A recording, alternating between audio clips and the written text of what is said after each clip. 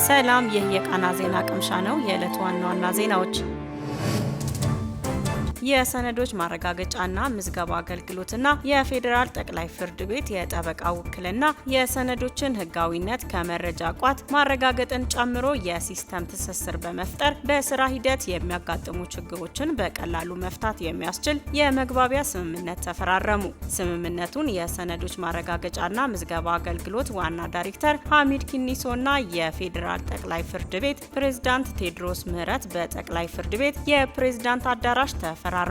ስምምነቱ በሁለቱ ተቋማት መካከል የሲስተም ትስስር በመፍጠር በስራ ሂደት የሚያጋጥሙ ችግሮችን በቀላሉ በመፍታትና የጠበቃ ውክልና ሰነዶችን ሕጋዊነት ከመረጃ ቋት ማረጋገጥ የሚያስችል እንዲሁም በቀጣይ ሌሎችንም አገልግሎቶችን የሚያካትት መሆኑ ተገልጿል።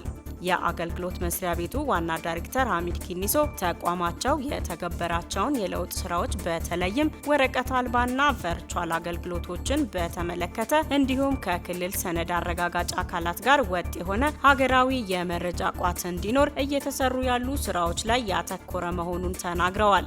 አክለውም በፌዴራል ጠቅላይ ፍርድ ቤት እየተሰራ ያለው የዲጂታላይዜሽን አገልግሎት የባለ ጉዳይን እንግልት እንዲቀንስና ግልጽ የሆነ የፍትህ ስራ እንዲኖር የሚያስችል በመሆኑ ሊደነቅ ይገባል ብለዋል። የሰነዶች ማረጋገጫና ምዝገባ አገልግሎት ከ12 መንግስታዊ ተቋማትና በስራ ላይ ካሉ ሁሉም ባንኮች ጋር የሲስተም ትስስር በማድረግ ተቋማቱ የሚመጣላቸውን ሰነድ ሕጋዊነት ከመረጃ ቋት ማረጋገጥ የሚያስችላቸው የስምምነት ሰነድ መፈራረሙን የአገልግሎት መስሪያ ቤቱ በፌስቡክ ገጹ ባወጣው መግለጫ አስታውሷል። የሱዳን ፈጥኖ ደራሽ ኃይል ተዋጊዎችና የማዕከላዊ አፍሪካ ሪፐብሊክ የአማጽያን ጥምረት በሱዳን ድንበር አቅራቢያ ባለ የተባበሩት መንግስታት የጦር ሰፈር ላይ ትላንት በፈጸሙት ጥቃት 3 የዛምቢያ ዜግነት ያላቸው ሰላም አስከባሪዎች መቁሰላቸው ተገለጸ።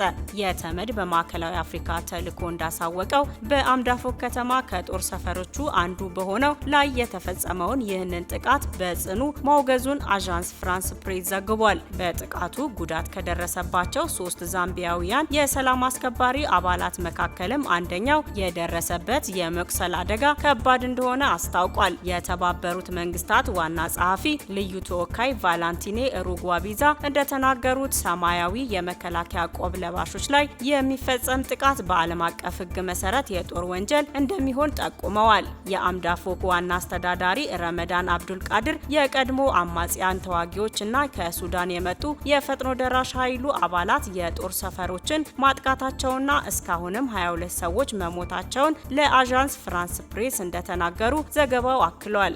አክለውም ከሚመለከታቸው ባለስልጣናት ተጨማሪ የህግ ማስከበር ተግባራትን እየጠየቁ መሆኑን ጠቅሰው በጥቃቱ በከባድ ሁኔታ የተጎዱ በተመድ በረራዎች ለሕክምና እንዲወጡ መደረጉን መናገራቸውን የፈረንሳዩ የዜና ወኪል ገልጿል። አስተዳዳሪውም በተጨማሪ የሩሲያ አጋሮች በአማጽያኑ ላይ የአየር ጥቃት መፈጸማቸውን የገለጹ ሲሆን ይህ ሁኔታ ከተማዋን መልሶ ለመቆጣጠር ረድቷል አልረዳም የሚለውን ግን አለመግለጻቸውን ኤኤፍፒ ዘግቧል። የአምዳፎክ ከተማ በማዕከላዊ አፍሪካና በሱዳን ድንበር መካከል የምትገኝ ስትራቴጂካዊ ቦታ ናት።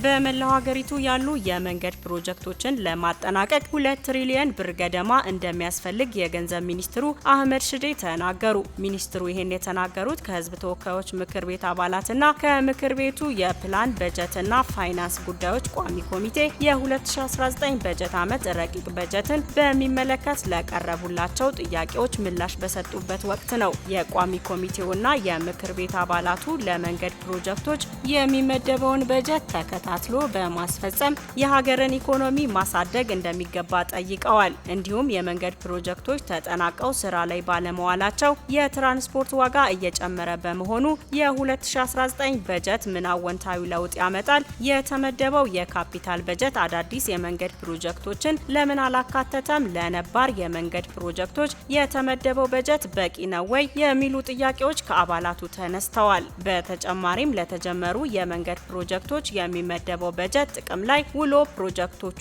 በወቅቱ ተጠናቀው ኢኮኖሚውን እንዲያሳድጉ ለማድረግ የ2019 በጀት ዓመት ትኩረት ይደረጋል ወይ? የታክስና ግብር ስወራን ለመከላከል ምን እየተሰራ ነው? የሚሉና ሌሎች የኢኮኖሚ ጥያቄዎች በስፋት ተነስተዋል። ከአባላቱ ለቀረቡ ጥያቄዎች ምላሽ የሰጡት የገንዘብ ሚኒስትሩ የመንገድ ፕሮጀክቶች ተጠናቀው ኢኮኖሚውን እንዲያሳድጉ ታስቦ ከፍተኛ በጀት መመደቡን አንስተዋል።